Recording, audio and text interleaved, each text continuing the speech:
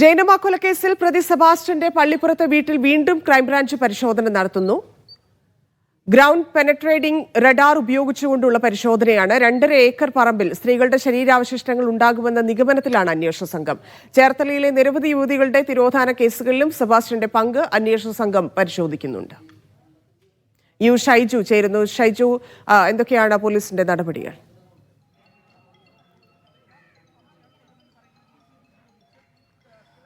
ധന്യ, ഇന്ന് രാവിലെയാണ് സെബാസ്റ്റ്യന്റെ ചേർത്തലയിലെ പള്ളിപ്പുറത്തെ വീട്ടുവളപ്പിനകത്ത് ഈ റഡാർ ഉപയോഗിച്ചുകൊണ്ടുള്ള പരിശോധന നടത്തിയത്. ആ പരിശോധനയ്ക്ക് ശേഷം ഇപ്പോൾ അല്പസമയങ്ങൾക്ക് മുമ്പാണ് പൊടുന്നനെ പെട്ടെന്ന് ഈ കേസിൽ ഉൾപ്പെട്ടിരുന്ന റോസമ്മയുടെ വീടിൽ പരിസരത്തും പരിശോധിക്കുന്നതിന് വേണ്ടിയിട്ട് ഇവിടേക്ക് ഉദ്യോഗസ്ഥർ എത്തിയത്. ഇപ്പോൾ ഈ ദൃശ്യങ്ങളിൽ കാണാം റോസമ്മ നടത്തിയിരുന്ന കോഴി ഫാം.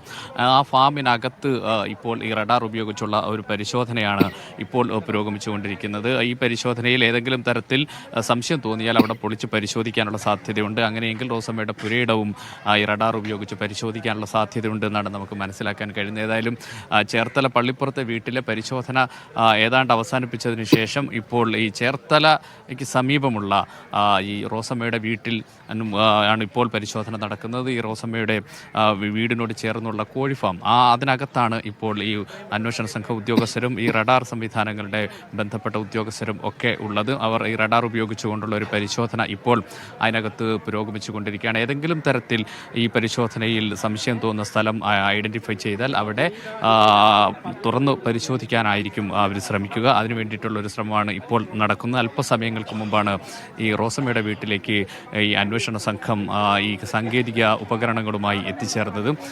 അല്പസമയത്തിനകം ഈ റഡാർ നൽകുന്ന വിവരം അനുസരിച്ച് മറ്റ് നടപടികളിലേക്കായിരിക്കും പോലീസ് പോവുക. നേരത്തെ വീട്ടിലോട്ട് എത്തി ഈ റോസമ്മയെ കൊണ്ടുവന്ന് ആദ്യം ഈ കോഴി ഫാം തുറക്കുകയായിരുന്നു. തുറന്നതിന് ശേഷം റഡാർ ഉപയോഗിക്കുന്ന സംഘം അകത്തേക്ക് കയറി. അവരോടൊപ്പം അന്വേഷണ സംഘത്തിൽപ്പെടുന്ന ഉദ്യോഗസ്ഥരും ഉണ്ട്.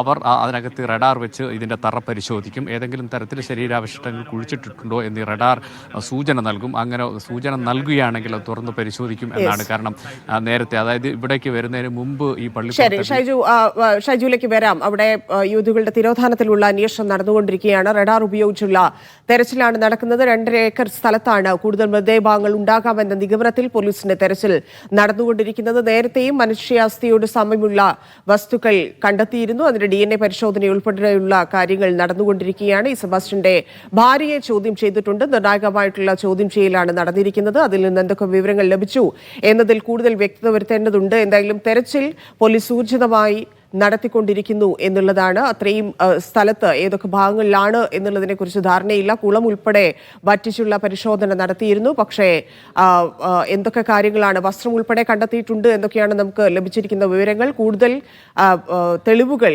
കണ്ടെത്തേണ്ടതുണ്ട്. ശാസ്ത്രീയ തെളിവുകൾ കണ്ടെത്തിയതിന് ശേഷമായിരിക്കും തുടർ നടപടികളിലേക്ക് പോലീസ് കടക്കുക എന്നാണ് മനസ്സിലാക്കുന്നത്.